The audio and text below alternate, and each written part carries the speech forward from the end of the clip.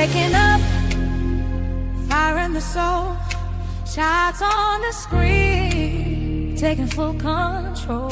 London session calling, the volume is high, watching the candles reaching for the sky.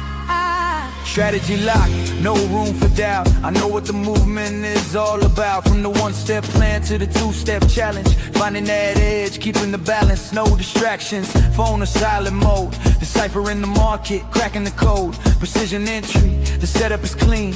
Living the life inside the machine. Patterns forming, packets called. Balance face slow down, standing strong through it all. Risk defined, profit inside. Seacrest Markets guiding every step into the light. Seacrest Markets leading the way.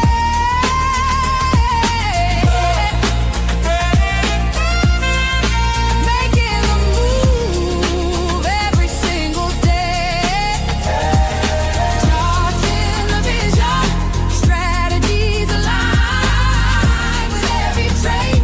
Our future is defined. Charts in the vision, strategies align with every trade.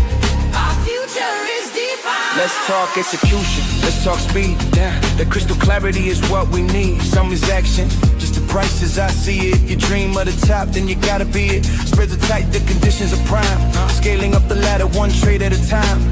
Global access, yeah, we worldwide. We're the brokerage back firm, right by your side. It's not a gamble, it's a calculated risk. Reviewing the data, checking the list. Green on the screen, yeah, the feeling is grand. The power of the market in the palm of your hand. Master of the pulse, heart rate steady. When the window opens, I'm already ready. No revenge trading, no chasing the rat. Following the logic, the plan in my head. The market is a mirror, it shows who you are. Trading like a pro, reaching for a star. Secrets is a vessel, the compass is true. Breaking every barrier, breaking on through. Discipline and patience, the tools of the trade. This is how a lasting legacy is made.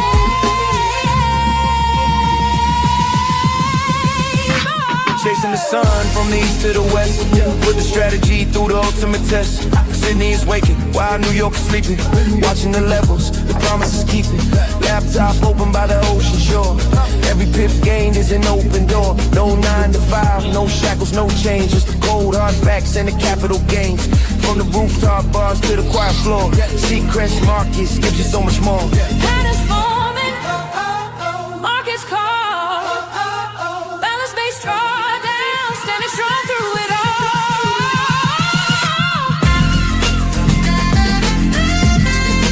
Seacrest Markets leading the way.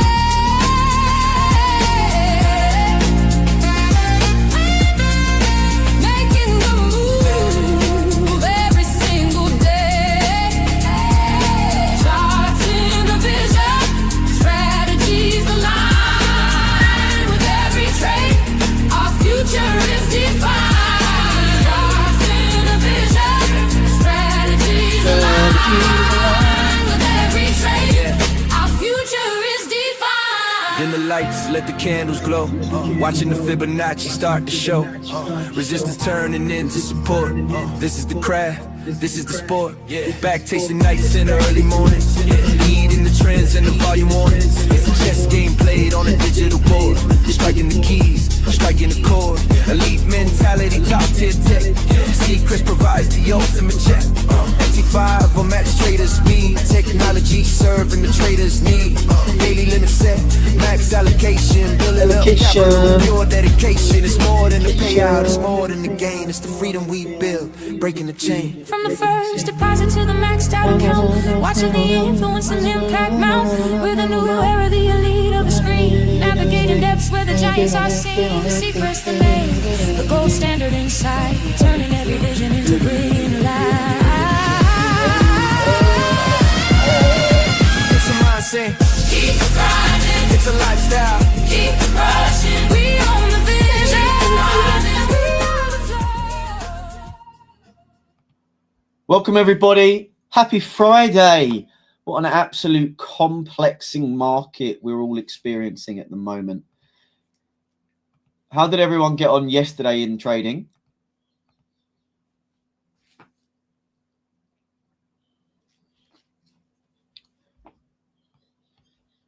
What a day indeed.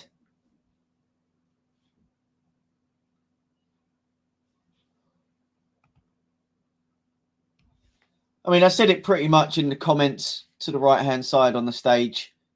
For those of you that are seeing the comments, we broke down the markets yesterday and discussed the probable shorts across the S&P 500, which would have navigated out into the ES.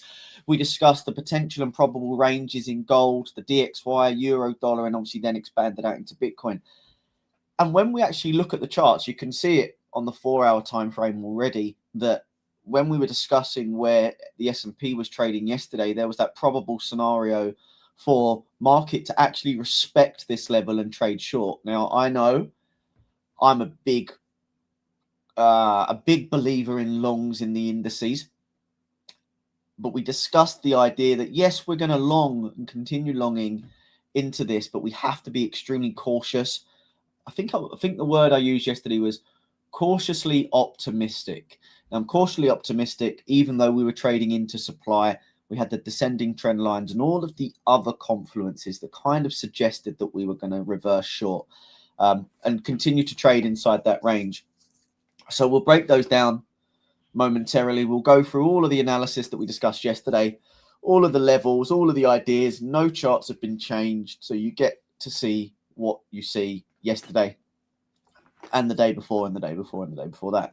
So whilst your biggest influencers across their live streams were long market tops, we were showing you what the market could realistically do, breaking it down ahead of time in the market so that you can go away and make your own informed decisions and build out your edge from that. So markets this morning look a bit proppy. 6,900 is being tested. We're trading just under that level at 6,899 spot 30s. Market's definitely trying to reject that previous higher low. Again, still weak, but we're inside that range. So we can trade from the extremes. We've got ascending trend lines, which I'll draw on momentarily once we actually dig into the charts. But markets look like they want a bit of a relief this morning after that move to the downside. We dropped from 6,970s roughly. It was not that. It was a bit lower than that. My cursor's not on the screen. And we're trading down at we were trading down nearly 100 points on the day. Yep, you will lose. Yes, you will blow accounts. But you kind of need to know what the market's doing on a fundamental perspective, be it macros combined with geopoliticals and technicals. You can't just pump it for a stream and go, right, I'm getting long at the market top, and then blame, and then turn it around to everybody loses. And if you're down 100K on the day, stop pretending that you make it all back off of stream. Trading's trading. It's not this entertainment lifestyle. Trading is boring. Investing is boring. You can make it fun because you love what you do and you love the whole finance side of it. You love numbers, you love maths, you love coding, you love levels, you technicals, you love this, you love that. And you love the theory of putting your money at risk to actually expand it, grow it, and do what you need to do, whether it's active income like day trading or whether it's more out to your kind of passive, semi-active, semi-passive kind of investing. So let's talk yesterday and this morning, then we'll break down the charts. Today, I feel like the markets are still navigating that complex Friday the 13th energy. We saw that huge tug of war between a resurgent US dollar. Gold and silver markets digested that plan B for that 15% global tariff proclamation. We've still got high stake talks on a nuclear basis out in Geneva. And I think, when we talk about the Geneva scenario, we've got the deadline. We've got negotiators from the US and Iran sitting in the final hours of that 15-day ultimatum, right? The market right now is kind of trying to price in that significant no-deal risk, which if you think about it, the premium that has firmly been embedded on prices around the Strait of Hormuz is pretty insane. But we're in that kind of final hours of the ultimatum, and the market is really struggling on what we want to do. If we look at the tariff chaos, we've got obviously earlier in the week, for those that are new to the live stream, and those that just need to be reminded. And the thing is, you need to be reminded every day what's going on in the markets, because what happened yesterday and the day out and it's still being discussed is a problem, because we don't know what's going to happen. But the fact is, the Supreme Court rejected the previous duties of the US administration in terms of the tariffs. Then they implemented a 15% worldwide tariff, which was, under current law, it's going to last, 150 days without congressional approval, which realistically in July, that's now going to create a massive cliff on policy. We also have the ongoing discussions and the ongoing kind of policy influence.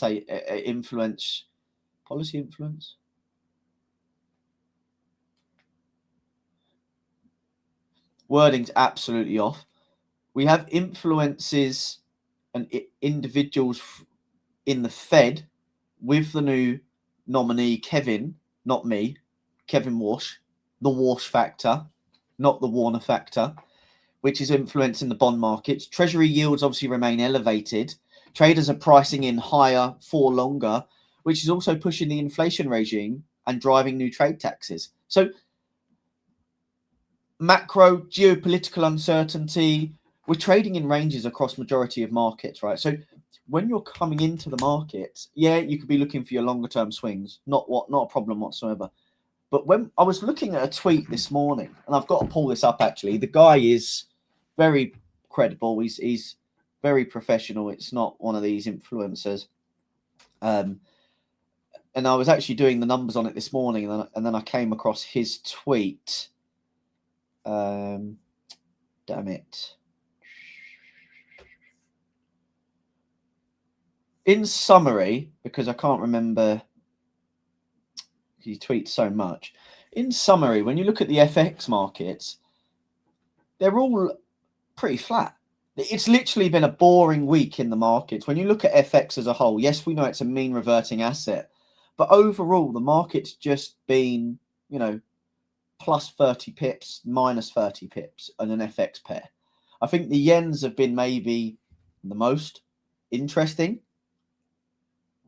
But overall, market's just been flat. Nothing doing. Took a short on GJ from 211.5. Spoke about earlier in the week. Yeah, still looking at it for range yet. Took GN shorts last night from 25.50s. 50 pip profit this morning. I'm looking at taking it again if we see proper rejection from there. Still stalking EU shorts at 117. 50 pips. That's the kind of excitement that we've seen in FX this week, right? Not much at all. And it kind of goes back to the whole show of FX is mean reverting. You are always going to have slower weeks in FX.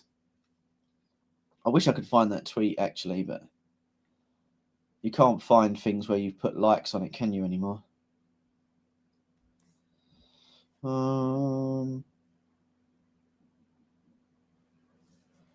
It won't matter. It doesn't matter. I've pretty much said what I needed to say on it in terms of the markets have been very boring this week. So I guess don't be expecting too much. There's a lot of interesting things happening in the markets as well, right?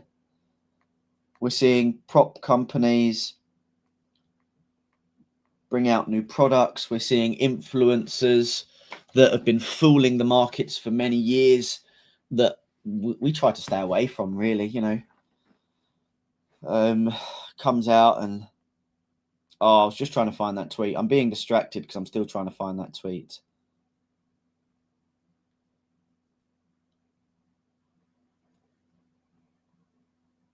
I know I'll find it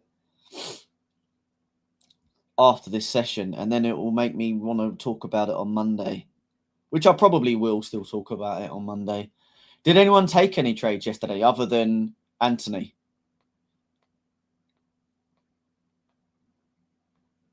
Oh my goodness.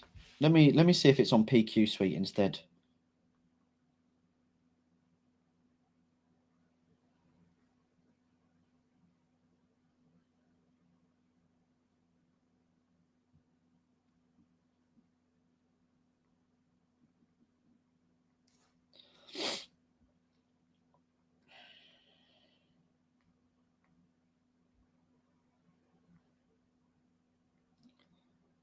Also, vibe coders have taken over the world. All I keep seeing is I've vibe coded this, I've vibe coded that. Yes, I found the tweet, everybody. So look at this. And it's easier for me to look at this rather than do the numbers again. Cables unchanged, Euros plus 30 pips, Aussies plus 40 pips, Kiwis plus 20 pips, CAD's unchanged, Swiss is unchanged. The only thing that's moved in a decent way is the yen. What an exhilarating week. Not. That is the market this week, right? So coming into the market and expecting to turn $100 into 100 million in a week is just ridiculous in any way, shape or form. And trying to do it when you don't really understand the markets is even better, especially, like I said, when these big guys are trading at the tops of markets and actually getting blown out and blowing up all their accounts to become heroes. You know, nuts, insane. And then professing that they made six figures in a day. Absolutely unreal when you know they stood down six figures during live streams. So market looks like it's pushing on. It's trading above that 6,900 handle at the moment. Let's see if it can hold 6,900 on the 4 hour. I mean, we've still got an hour and just over an hour and a half, so hour and 3/4 until the end of the session. I mean, 6,900 is a big level. Again, remember that big red box we drew just as an idea that that area is going to be a magnet to price, both on the supply side and a resistance side. So we got that support and that resistance running through the middle there around that 6,900 mark. And that's where we're trading once again. Like, this was discussed a while back. You know, earlier this week, we were discussing the extension of this red box, showing you exactly where price continues to navigate through all the way. And you can just see it. You know, resistance blasts through, supports blasts through, support and resistance, support, resistance, support. Now we've blasted through it. Market is really struggling at this moment in time. Like I've said, we come out to the daily just on the S&P. You can see how range bound price has been since that 67 level up to the 7,000 level. Okay, it's a decent range, you know, 300 points on either side. But market over the last couple of weeks has really struggled to get outside of this area. So around that 6,800 to 6,980s. So let's say 7,000. So the range has tightened about, you know, to 200 points. And there's been ample opportunity to trade. We've discussed it. We've broke it down. We've looked at different ways to analyze the market. We've looked at different ways to execute in the market. We've taken into consideration, and I've shared nuggets on how to trade ranges, be it from the extremes on either the long or the short side, how to trade the breaks, how to look at the momentum, how to trade the volume, how to read the volume. We don't necessarily need to go into greater details. That's for you to go away and do. From an education perspective, we're really laying down the foundations thick and fast. How you translate that into executions and risk management in markets is your edge. You know, if I could do that for you based on the licensing, I would. I'd happily do that.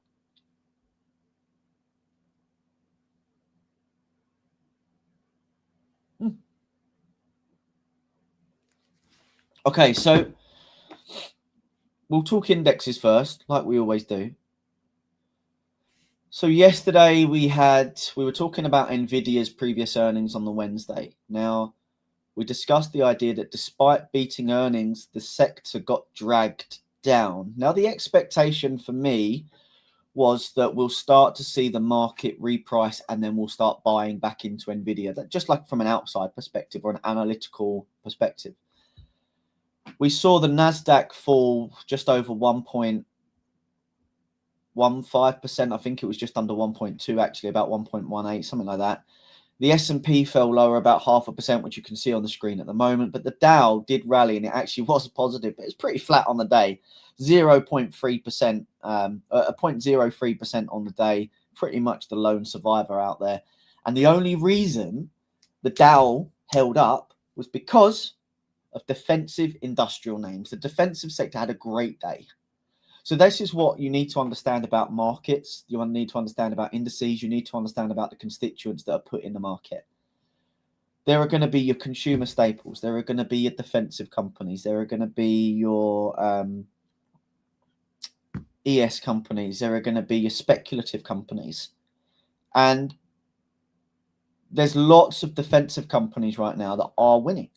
You know, there was 3 companies that were announced earlier in the week. One of them was Kratos. There was 3 companies announced earlier in the week that have just won government defense contracts to build out drones. 3 companies. One of them was Kratos. And they will be your big winners from a defensive perspective. Looking ahead, or looking back, looking at the DAX, the FTSE, they did close higher yesterday. We see quite some moderate optimism from investors on the 150-day tariff program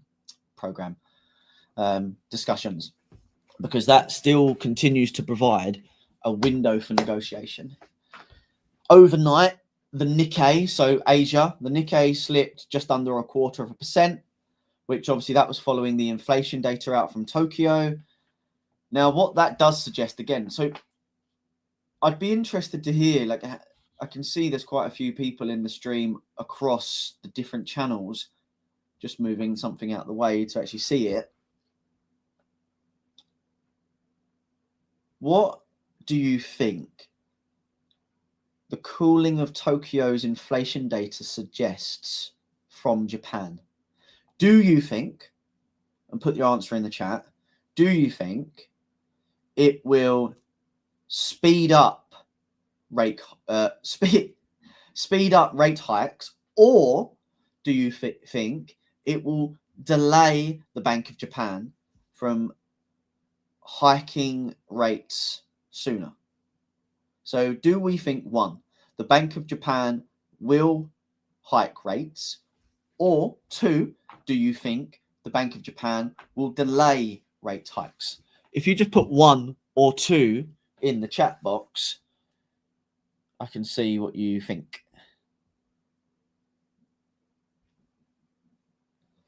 And I don't think any of you will answer, because either 1, you don't know what you're talking about, or 2, you're not interested in what I'm talking about. It's only going to be one of those 2. And realistically, it's going to be the former, number 1, because you wouldn't be sitting here watching the stream if that were the case.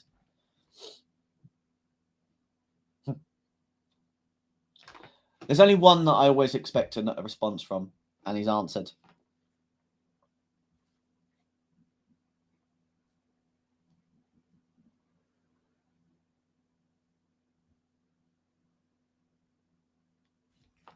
So correct.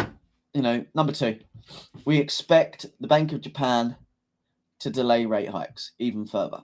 So if you don't know what you're talking about, stick around on the live stream, because it's clear there is more education needed. There is more to be done.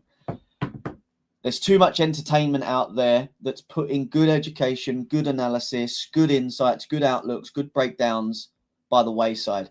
People are following the wrong kind of people far too often and getting the wrong results. They're going round and round in circles from specific mentors or specific influencers or specific gurus, and they're being led by the wayside. And that's not good. You know, we don't want that. We want people to actually understand what the markets are doing and how to interact, how to break them down, and how to digest the information that's coming out on a daily basis. You know, it should not be only one person responding about what is going to happen realistically based on the cooling. The Bank of Japan, you should know this stuff. Whether you trade FX or not, you should know this stuff, and you should care. It's your job to care about what's going on in the markets. It's not my job to care for you, but it's my job to help you. It's my job to share that information with you. It's my job to provide the insights, to provide the education, to provide the breakdown, to provide the analysis. What you do with it is entirely up to you. However, if you want to be better, you've got to know this stuff. It's not good enough just to think you're a technical wizard. You can be a technical wizard on the charts. You can understand how to read the markets, but realistically, you need to know the macros, the fundamental perspectives, the geopoliticals. How does that affect the markets? What does that actually mean on a daily basis, on an intraday perspective? How will investors digest that information? How will they trade the markets on any given day? And you also need to then know your edge on top of it. It isn't something you can just come into the markets like so many gurus say is wake up and buy or wake up and sell. It's not a proven strategy. It's based on a probabilistic edge. You will lose more money than you make. You will blow more accounts than you gain. Start doing things properly. You have to know everything. Not everything, but you have to know as much as you possibly need to about fundamentals, about macros, about geopolitics, how it affects the market and how to trade it. Use the top down to go into the analysis. You know, if you want to go bottoms up, fine. It's completely different on the stock side. You go bottoms up, you look at the macro, you look at the micros, then you look at the bigger picture. So, without ranting too much. So, let's go in to the S&P now. So, bear with me. I'm going to dive into the charts. We'll go down and look. Obviously, we've broken down the 4-hour time frame. We'll drift down into the 60-minute because we're looking more so at intraday moves at the moment. Yesterday, during the live stream, we were trading in and around this level. We were interacting with the extreme supply that had been created following that previous high. Now, we were discussing that high is potentially weak. Why? Because it failed to take out the structure. It failed to take out this structure here. So the expectation was price could come up and take out this high. Now, the confluences and factors that we discussed around it. Now, demand at the time was in control, so the high was technically weak, but we were trading in supply. There was resistance. There was another area of a descending trendline resistance level. We were trading at the extreme of the range. So if supply was to be respected, this was realistically the area that we would start to see supply holding and we would start to see the shorts coming in from. Now, at 9 a.m., we were talking about it. The stream ended at 10 a.m. So all of these levels were already drawn on. Go back to yesterday's live stream and check the recording out if you do so wish to. The only thing I've drawn on this chart today is this line. Maybe this line. I can't remember if I just drew that, but this line. I must have just drawn that line. One sec. Yeah, I did. Cool. So markets reacted to this level. What time did they kick up? So coming into pre-US Open, into the US, we then obviously had the huge fallout into the US Open. Markets then obviously drifted down, and it was pretty much a non-event day. So if you were trading the US market open yesterday and you were buying the dips at 69.50s, 69.30s, 69.20s on the initial move from 2 p.m.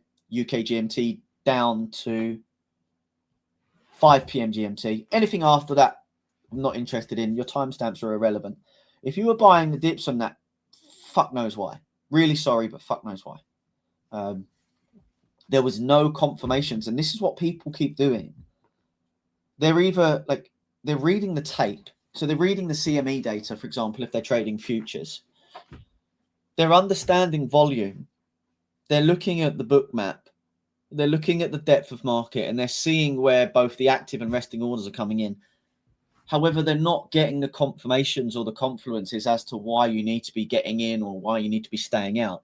They're taking that as the holy grail, as the gospel. And you can't just use one piece of information. You can't just use a descending trend line as a reason to get in a market or get out of a market. There has to be a number of factors to consider. You can't just use, you can't just use a moving average to get in and out of a market. There's certain terms I mean by that, okay? There's more people out there that actually make more money day trading and long-term trading using EMAs than probably everyone that uses ICT. So bear that in mind. On my longer-term portfolio, you could probably see it in the background here. We've got multiple EMAs on the screen. Not going to tell you what they are, never. But they are just a part of the overall process. You know, I say process because we are around a lot of Americans. It's process, but we say process.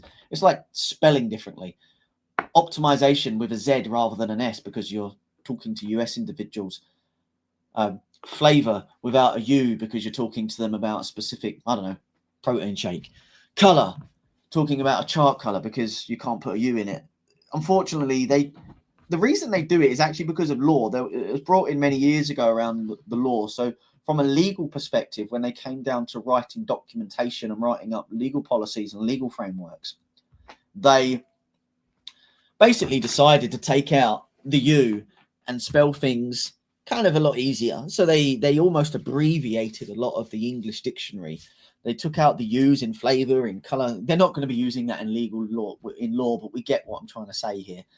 Optimization, you know, anything that uses an S in the English dictionary has been converted to a Z because that's kind of how it sounds. It's a lot easier. It's abbreviated. Same with anything that's got a U in it. Yeah, they love it. But we love the Americans. We love the US, truly. So don't worry about that. I think I'm heading over to the US later this year. I hope. But I do have a couple of trips planned in the next few years. I'm going to be heading out to, I think I'm heading out to Arizona. I'm playing golf out in Arizona in a couple of years' time. We were talking about it the other day. I'm also going to be doing a trip to America with my family to go and see different states. You know, I want to head out to Arizona, Montana, Texas, maybe to Florida, places like that.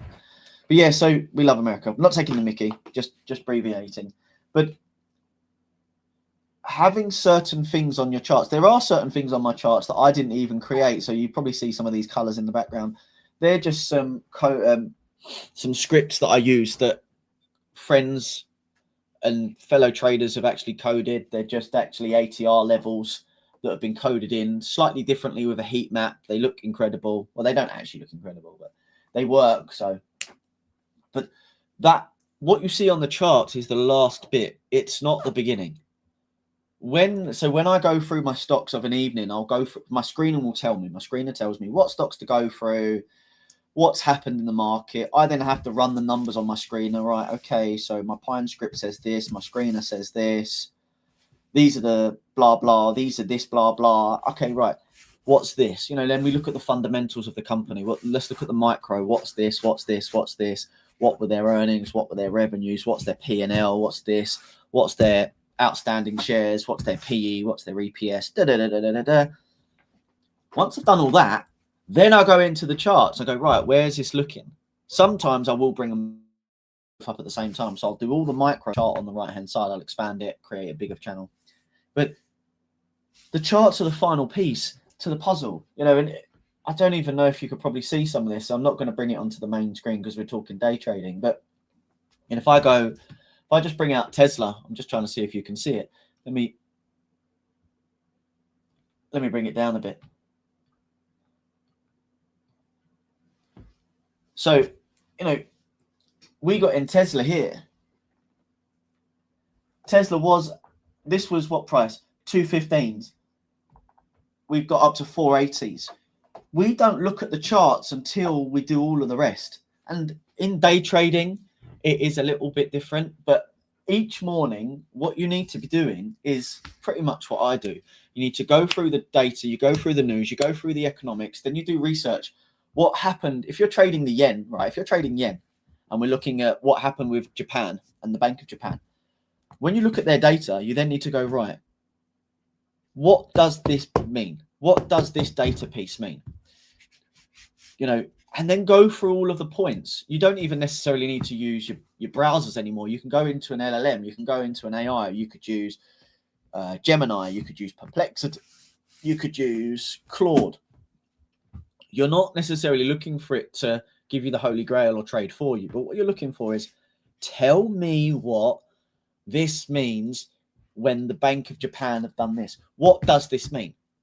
Because if you're trading the yen, it's your duty to know, does this mean the Bank of Japan could cut rates? Does this mean that they could hike rates? Well, if they're going to do either of those, the next question is, what does that mean for the markets? Okay, so we're looking at the real vanilla stuff. If we look at the real vanilla stuff, at least we know on a vanilla scenario what's going to happen. Then from there, we can break off into different prongs. Okay, so on a vanilla basis, if inflation's cooling, we don't need, the Bank of Japan's not going to hike rates. Okay, so if the Bank of Japan doesn't hike rates because it's cooling, yet the tone suggested that we could see hikes in interest rates, how are investors going to react? So then you need to understand how investors are going to react, because at the end of the day, whilst the macro picture is there, like look at Nvidia, perfect example. Nvidia beat expectations. It was still off after market on the reported earnings on Wednesday, and it closed down yesterday. So like on a vanilla basis, market should have gone whoop to the moon in a rocket. See you later. It didn't. It drifted to the downside, and it actually said, sod this, I'm landing, I'm going back to base. And that could be a number of reasons. It could be on the earnings, everything looks good, but when you break down the earnings release and break down the speech, what did Jensen Huang say that could have been perceived as not a top, but as a short-term reason to take profits and see price go lower?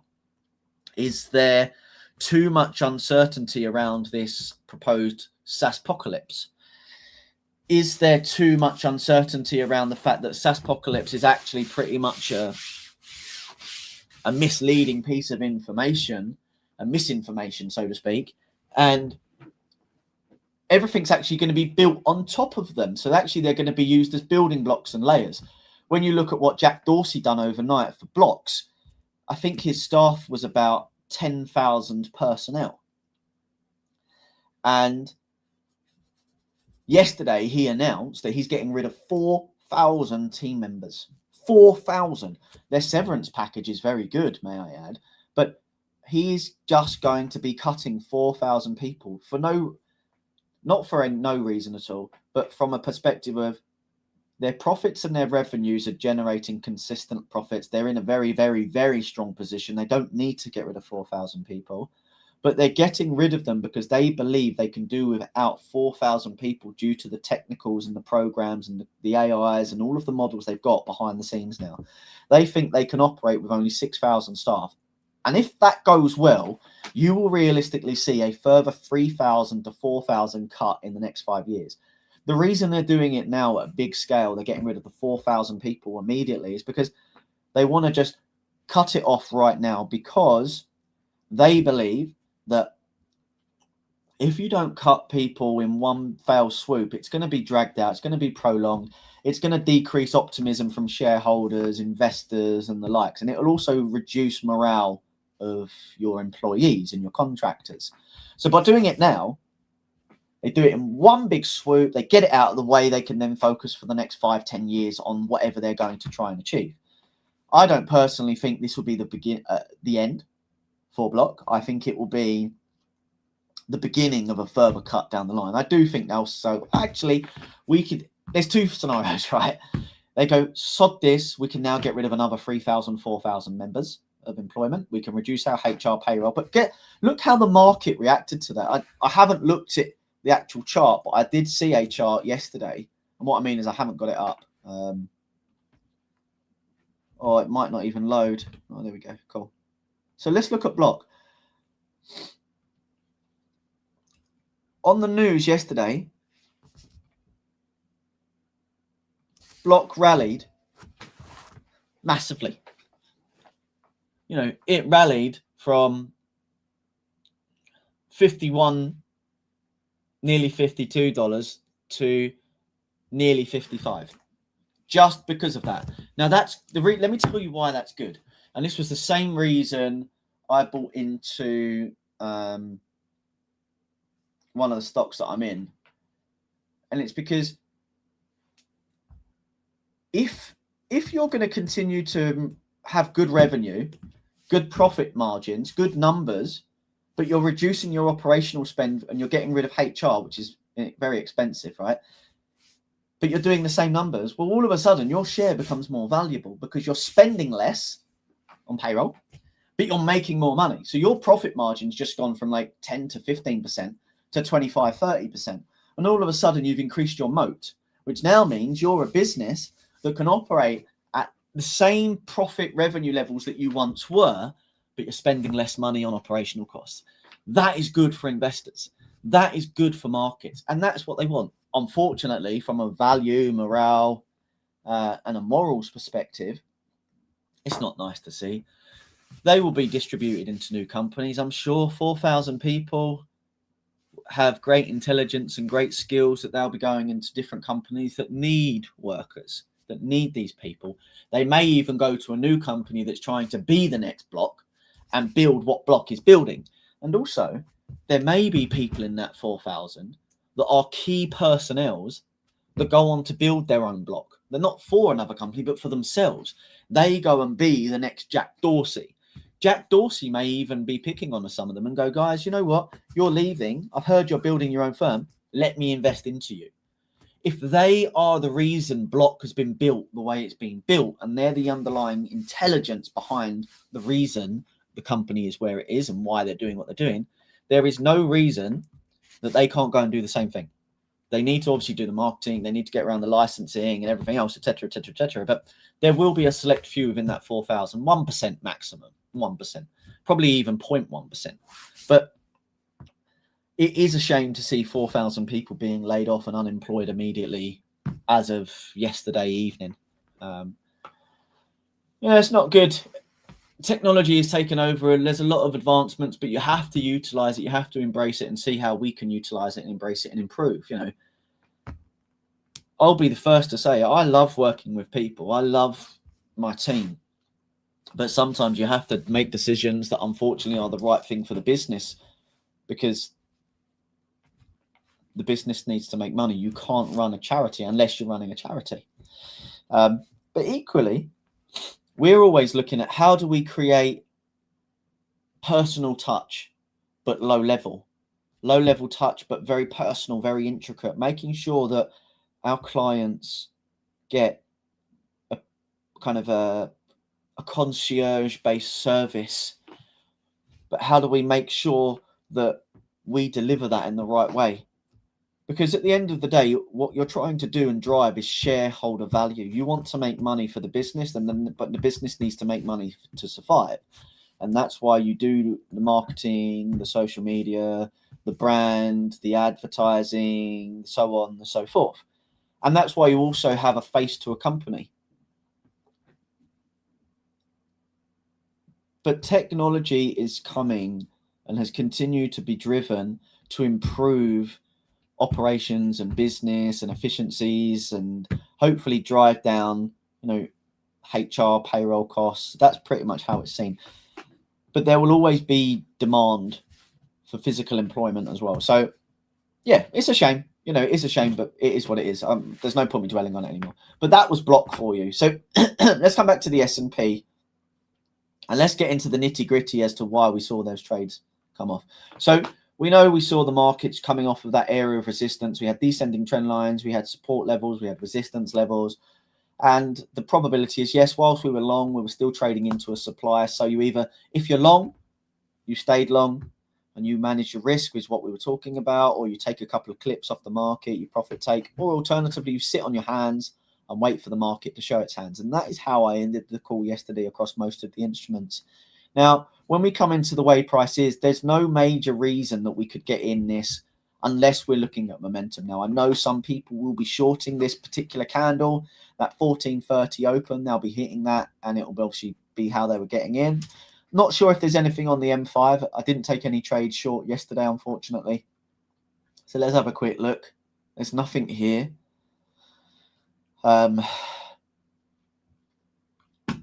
I mean, you want to see really the M15 start to shift before you look, but you can see that the M5 is trying to have a go. After that big drop, unless you're trading the momentum and you've got some reason you're getting in, market then retraces. It's faded. We then come back in. What happens? We're inside demand now. So We then get this respective demand. Okay, so what do? We don't want to be short anymore, really. We want to see this high go. If this high holds, then maybe we get that next drop and we can start shorting from somewhere in here. But as you can see, the high failed. So demand has been respected, even though we was expecting this to go because it's part of this leg, right? Even though if you look to the left, it's strong because it's part of the extreme of the range. We've then traded this, we've broken out. What then happens? We retest, we come back into this area of demand, and then realistically you start looking for longs again. Now, bear in mind, we've got that big red box, that area of resistance, that area of support that continuously rejects price at this moment in time. Now, if you're long, you're cautious because you're still factoring in that we've had this huge drop to the downside. We could just be why is it not doing it? We could just be pulling back into something to continue with shorts. So you're cautiously optimistic for longs, and that's okay. Equally, if you were sitting on your hands because you felt, well, that drop's done, I now need to wait for the market to actually show its hands even further, you then start looking at, right, okay, so higher highs. Oh, okay, so we've had a lower low. Let's see if the high holds. Oh, it doesn't. So we then get another higher high. We now get a higher low. We now get a higher high. Okay, so we've got a higher high. Could the market respect this? Now we're looking to see if we get a higher low. At the moment, we are, right? So we can say, well, demand is still in control. From a probability perspective, we want to see now if momentum is going to kick in, and we can get long. Long to where? Up to you. You know, fixed RR, some high, whatever you want. You know, do you want to drive it up to 7,000? I do, but your TP is obviously subjective to you. Now, also what you need to bear in mind is we've got this drop. We're still trading at the extreme. Markets could take lower. Now, if we don't hold this level and we drift lower, we've got a new lower low because it's broken out from that there. Could this now be the high, which means we would see price come back into? Doesn't mean we get short yet. You could. I'm not saying you can't, but doesn't mean, in my opinion, you should. I would like to see another break of that so we create a lower high. We've now confirmed that we're starting to see a bearish shift, lower highs, lower lows. We then ideally want to see shift back into price around like 68.95s, maybe there, create a new lower low, new lower high, and then from there we start to look for the momentum and we get in. Now, again, that is not a trade idea. That is not a signal. That is just me breaking down the markets and giving you how to consider and how to react and how to view markets and what you need to do in order to actually utilize them. As you can see, and we're still holding this low. It's a doji candle. What does that mean? It means there's indecision in the market. Buyers are matched with sellers equally. We're not entirely sure. Now, this doesn't necessarily mean that this doji candle, which almost is kind of a spinning top at the bottom, doesn't necessarily mean that markets are immediately going to V-reverse and we're going to trade higher, rocket to the moon, zoom, zoom. And it also equally doesn't mean that markets are going to rally, not rally, the markets are going to fall. So we need to wait for what the next candle says. What the next candle does and states helps us to identify what could go on. So if we go back, you know, obviously there's a couple of technical points that are even proven properly, but if you go, let me grab this. You know, right here, we do have a doji, which is exactly the same as this right now. And the difference is the legs are a little bit longer. But that was technically class, right? Okay, doji at the top, spinning top. We've then traded lower. But there will be times when spinning tops fail. For example, this. You know, it wasn't formed at the top, but just because it's a doji, an indecision candle, doesn't necessarily mean we're going to reverse and go lower. As you can see, we tried to close lower, we pushed back up, and we continue to the upside. And there'll be multiple times where we get indecision candles. You know, you've got an indecision candle here. Obviously, market here created indecision on the downside. We then saw the free drive, which is 1, 2, 3, push to the upside. There's a doji here. Again, it depends on where the dojis are positioned in the price. But we've got a doji here, another type of long leg. It's actually more of a long nose doji. Again, how is it? Where is it? How do you trade it? Well, indecision there potentially suggests that let's go short. Potentially, I'm not saying it does. And then we rally to the upside. So if you had got short there, well, your stops, you're out, unless you've set your stop, I don't know, at 7,000. You're trading from 6.9 with a stop at 7,000, expecting the S&P to go back down to 6,000, which, I mean, unless there's some form of crash, that's going to be a difficult narrative to hold, because who wants to be short indexes? That's pretty much being bearish the entire world. You may as well be working on the sell side and just have a miserable life, a bad outlook on life. You just hate life. You hate life, literally. All right, so 5 minute on the S&P. Again, we've broken the high, we've held the low. We're currently seeing that new M5 candle come into the market. Again, it's not done much yet. It's still trading inside that previous doji. So if I will zoom in for all of you that are viewing on the phone. So that is that's the current range of the candle. So whilst this candle remains inside the previous doji, we need to see what the market's going to do. And again, we could range out. It's the end of the month. It's Friday, the end of the month. Next week, we've got a lot of data. We've got the ultimatums around the geopolitical Iran talks on the 15-day. The market's now showing higher. So that indecision candle is a reversal pattern, but it doesn't necessarily mean we were going to go long. But we are long overall in terms of demands in control, supplies failing. We are looking for confirmations to get long if we are going to get long. There are a few undeciding factors, like we've got resistance up here. We've got that big red box. We are in a range, but also we're trading from the extreme of range. Demand is overall in control. Like if you look at this, does this? Oh, so it comes off of this bit here. So it comes off this range. You know, it doesn't even come back into this. So there is a part of me that thinks this market could actually come lower. But we're basing that purely on technicals. You know, so if we just carry on moving up, you would have expected the market to kind of react off this and then trade higher. So you would have wanted this, right? Sorry, one. So let's just do it from this. Why did supply hold if demand's in control? We would have then wanted to see this go higher, okay? Like this, but it didn't. What did it do? It reacted, but then failed. So if supply was going to take control, you would have wanted to see supply react here, and then ideally either create more structure to the right and break lower, or you would have wanted to see market react, go lower, come up, then go lower like this. But clearly supply wasn't ready to take control. It was just a brief blip in the market. From there, what happened? Market then done this. It created right side. We then come back in, respected that, and we've then done this. So we are now at the point where we are going to be looking either for the long, like I've already said, or the short from this area. Again, similar scenario. You look for your breaks.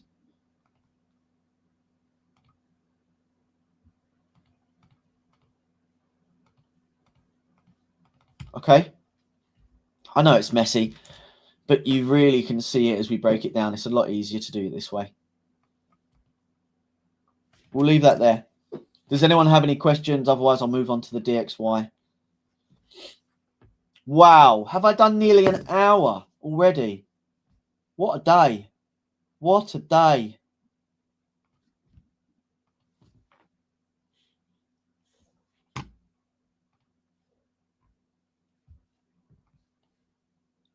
What a day. I mean, wow, how says. All right, so DXY obviously had that bullish pennant break. We're trading inside the range at the moment. I discussed this yesterday. Two people were saying how they were short the euro dollar or stalking shorts on the euro dollar. I broke down the DXY and the euro just to show you the converse ideas. So obviously being long the DXY, which inherently mean being short the euro, and obviously where DXY was trading in a range. So you could actually be short the DXY into the range extreme. Inversely, you'd be long the dollar. But you can see price is still trading inside a range, so nothing more to do there. Drifting down into the 4 hour, we were discussing yesterday specifically how price was going to be trading into this extreme. So from this extreme, you could be looking to get short, which again, I mean, we've got the analysis drawn on. I've not drawn these on in front of you. I drew these on yesterday before the market actually met these levels. You know, this level here was at 4 o'clock in the afternoon. So 4 p.m. we came into this supply around 97s into 97.40s, multiple confluences at the extreme range. There's a supply range, resistance is respected and being held. We've also got this demand on the lower time frame, which, as you can see, later in the Asian session, 4 a.m. we came into that level, and we're reacting from that level right now. From 8 a.m. right, it's 10 a.m. now, nearly UK GMT, but we're trading from the extreme. These were broken down to you yesterday, so we're still trading inside the range. So for people that were going, let's be long the DXY, i.e. short the euro, you have to bear in mind what the DXY is doing. You know, we're on a daily time frame. Are we on daily? No, we're on the 4 hour. Yeah, we're on the 4 hour. So we're on the 4 hour time frame, and you can see the levels that we've discussed. Coming down into the 60-minute just gets clearer and clearer. You know, this level was drawn on to highlight the move into the highs. So being short euro was the initial play with the long the DXY, but the upper limit that I was focusing on was we would expect the DXY to trade into about 97.80s, 97.90s, which is the big box highlighted on your screen. You can see it there. And then obviously the theory was, okay, so once you're there, what are you going to do? Are you going to start taking profit from that? Are you going to manage your risk? Are you just going to hold it because you're looking overall for massive shorts in euro, which would mean inherently you're massively long the dollar? Now, again, taking profits at that level would have been realistically, on a day trading perspective, the most sensible thing to do. Inversely, knowing what you know about how to trade extremes, you could have also potentially considered longs in the euro from that level, because again, if you're short the DXY, the euro would be the opposite, meaning it would have come off of another level and you can be long the euro. And I'm kind of really trying to enunciate that so that you can get that into your heads. I'm not saying I'm always right. I am wrong. I do take losses. I'm never worried about stating that. But we discuss it, we break it down, and I think it's pretty amazing that we do this time and time again. You know, we've been running these streams. Go back to every single live stream recording, watch them all, and just break down the markets with me. Join me, grab a cup of coffee, grab a protein shake, grab some biscuits, grab whatever you want to, stick your headphones in and listen to my nauseating tones. Because I'm not dulcet. I don't have a voice for radio, do I? And I don't have a face for radio either. Look at this. Anyway, I'm messing around. I'm just talking waffle. Anyway, markets obviously reacted, rejected. So from here, we could look to be getting long the euro because we're reacting. If we're going to see a natural transition from the DXY into short, it means we'll get that natural transition for longs in the euro. So we've obviously pulled back into the demand area. We've got the reactions from the demand area. And I mean, we're doing okay. You know, we're doing okay. You look at the M15, there probably was a lot of opportunity to get in. We could break that down into the M5 as well. So we had this push up. We've then come back in to respect this demand, which we can break. Just, you know, we can put it here, right? We can do this for now. We've then got this demand. We've then, just because I'm only using one arm at the moment. We then got this. So multiple opportunities to, let me just bring that to there because that's where it come from. We then got this. All right. Oh, you plonker. Anyway, ignore that. So I had to push up. We've now got a demand here. We've then obviously got this. This could have potentially been a sign that markets were going to go short because look what happened. We had this. We failed then to take out this high, but we didn't close below. So this should not hold. This should go higher from here. It should do something like this. That's what it should do, not that last bit. And the reason I say that is because we've had that fake break to the downside. It's coming off of an area of support. It's coming off of an area of demand. We failed to close below. So demand is currently still in control. Yes, we've taken this low, but we failed to take this high. So at the moment, we are stuck in kind of like this, right?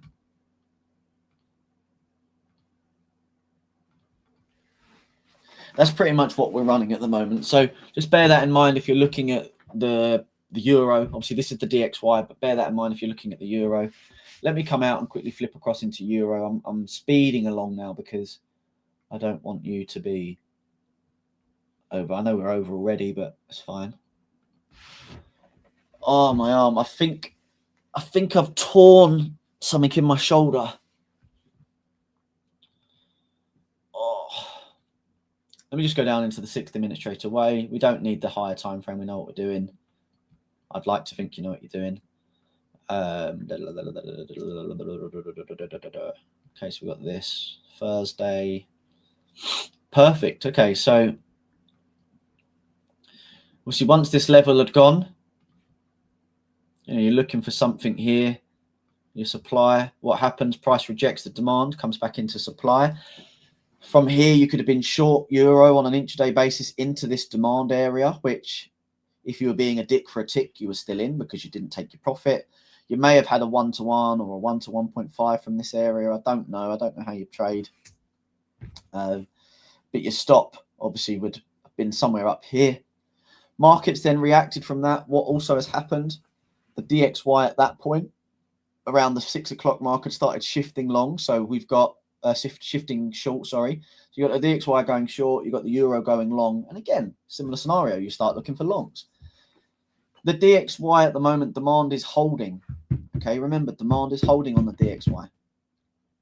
So when you come across to the euro, what are we expecting? We're expecting supply to be in control. So supply is holding. We're now looking at this moment, even though we've got this, which is showing that demand is being respected at the moment, we're waiting to see one of two things. Is the market going to break out this way? Is it going to break out this way? Because, of course, we need to factor in that we are coming from this area. The other scenario is we just range out. Remember, there's more than two ideas. There is also many ways for a market to trade. It doesn't necessarily mean it's going to do the exact peak, trough, higher, high, high, low, higher, high, high, low, or lower, high, lower, low, lower, high, low, low. It could just continue to range out. It could be complex. It could break the downside, then trade up, then trade a higher high. It then creates a higher low, but all of a sudden it's made a lower low. So now we've got a lower low. We have to make a higher high, which is now a change of character. We now need to see a higher low. If we then see a higher low, we can start looking for longs, potentially if momentum's there. Vice versa, on the flip side, we go and create a higher high. Then we create a lower low. Now we've had a change. What do? We wait. We then see if a lower high has been printed. So once that next lower high has been printed, we look for momentum. We get another lower high, another lower low. We can start looking at trades. You don't need to be the first in a trade idea. You don't need to be the one that uploads the long from the tick of the low and says, I just made this much money. You don't need to be that person. Don't need to be that person. So again, wait for the markets to break out of this range. I've said it time and time again, you can see the levels. We want to see what happens going forward on this. I've got really no direction until we break out of one of the two, but you can see the levels are clearly mapped out. Let's go across to our favorite risk asset, 67,000 at this moment in time. Now, we all know we want Bitcoin at 132,000. My prediction originally was based on where the markets were. My prediction was potentially 132,000 by June. We broke lower. The level and idea became invalidated. So no, we're not going to see ideally 132,000 by June. But where are we now? Markets yesterday, we ended it on the discussion that we were waiting for either a break to the upside or a break to the downside. Go back and look at the recording. What happened? We held the higher, so we respect the range higher. If you had the gonads to get short at the high from the extreme, then the extremes were there because you're trading inside a range. The supply was there also, again, a weak supply, but it could be held. It could be held. It could hold. Worst English ever. It could be respected is what I was going to say. We've then failed. We've traded down. We didn't really just break out, retest, continue in a very clean way. Look at this candle on the 1 hour. Look at the whipsaw. Imagine how many people would have got smashed out of those shorts before the market went short because the market decided, actually, I'm going to whip you about.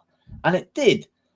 But overall, we got the break to the downside. We then had a continuation. It didn't continue all the way down, but that wasn't a mathematical equation. It was just me drawing on a line to show you and indicate where market could go. What's then happened? Markets seemingly just picked up of that previous resistance, which is here. Previous supply now obviously turned support, which support level from a previous resistance, not uncommon.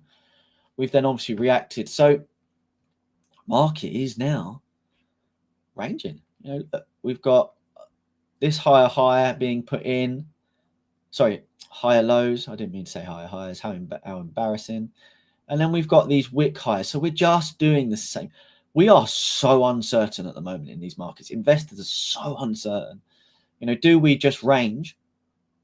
Let's go a bit more extreme. Do we range into something like here, or do we just range and hold? Are we just hitting this range high? Are we waiting? So we've got, you know, this kind of move. Are we just going to do this? Alternatively,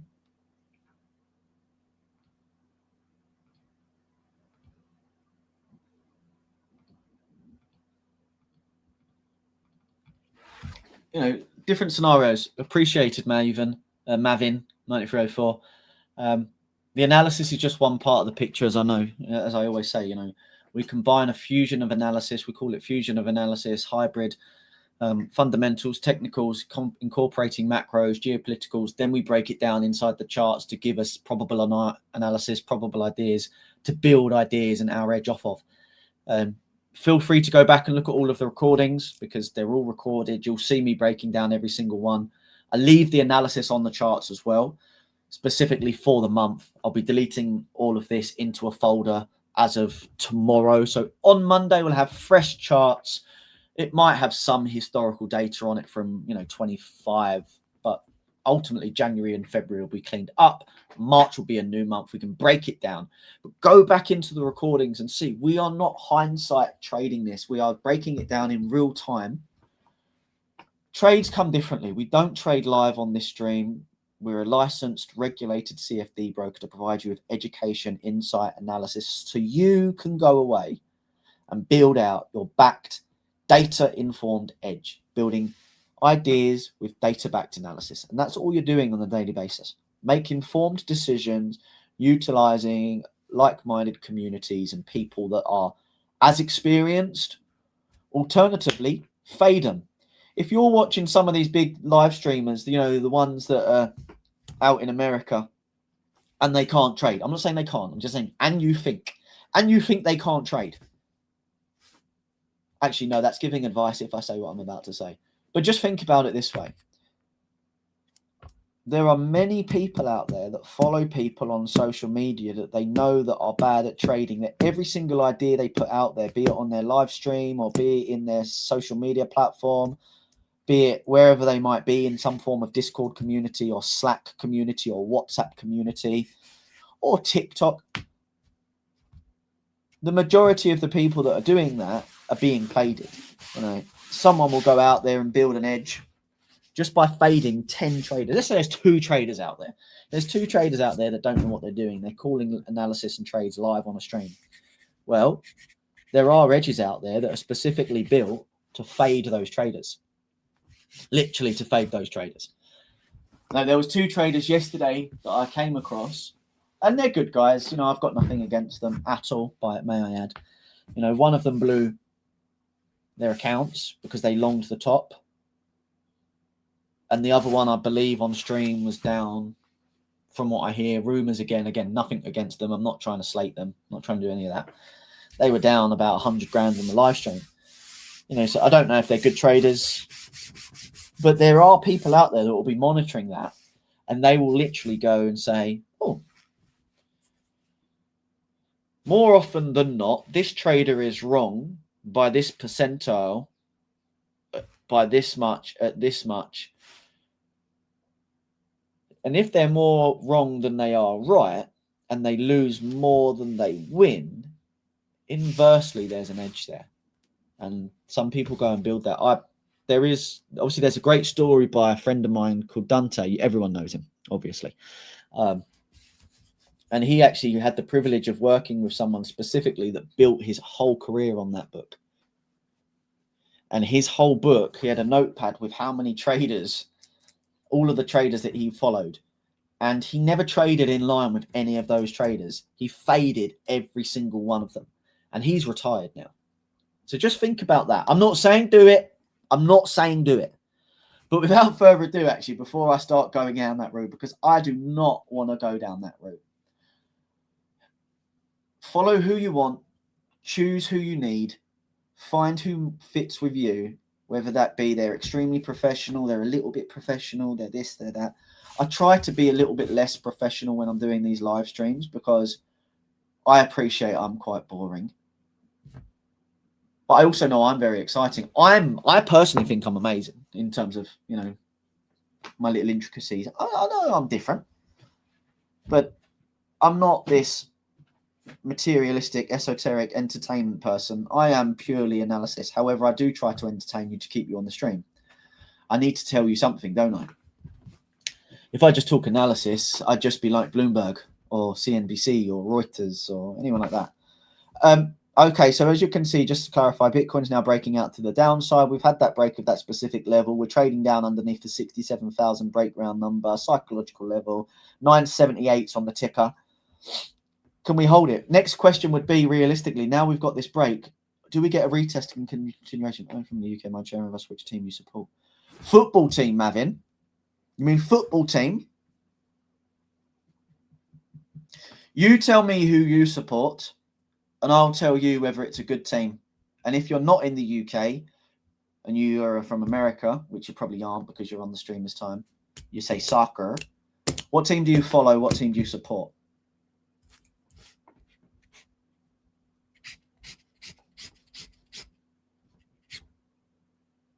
Cool. Everyone outside of the UK either supports Manchester United or Liverpool, or Arsenal, sorry. There we go. Oh, that's funny.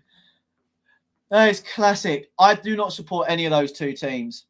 My father-in-law supports Manchester United, but I do not support any of those two teams. I like Man United, but I don't support Man United. I do support a London team. Now, Arsenal are a London team, but I don't support Arsenal. Tottenham are a London team. I don't support Tottenham. I don't support Millwall. I don't support Charlton. I don't support West Ham.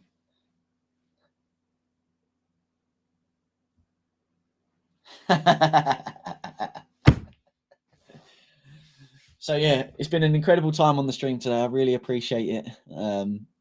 I'll leave you all to decide which team I support, which team I follow. But it hasn't changed. It's been the same team since birth. I say since birth. I didn't know what Chelsea was when I was born. Or Man United, or Liverpool, or Tottenham. Have a wicked weekend, Anthony. Best wishes to the wife. Have a lovely time away. But it's been the same team. I've been to many games. I've been to England games. I've been to Man United games. I've been to Charlton games. I've been to Welling games. I've been to Bromley FC. I've been to Chelsea. I've been to pretty much a lot of them. But have a wicked weekend. Enjoy your trading weekend. Remember, it's the end of the month. We will see end of month flows.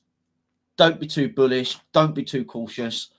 And as always, I'm here Monday through Friday. So if you haven't already, please, that sounds like a bit of a beg, but I have to ask. If you haven't already, please like and subscribe to our channels across Instagram, YouTube, Facebook, X. Follow us, like us, comment on the post, provide us feedback. What can we do better? What can I do better? What can I do more for you? Can I do any more for you? Maybe I can't. And tell me what you like about the stream. Tell me what you don't like about the stream.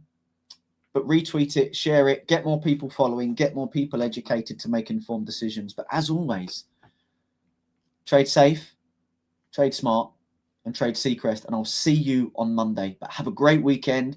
Enjoy it with your family, your friends, your loved ones, and by yourself. And I'll see you on Monday. But have a great weekend. Thank you all. See you. Patterns emerging, psychology's key. Discipline strong, no greed in the spree. Risk managed tight, emotions in check.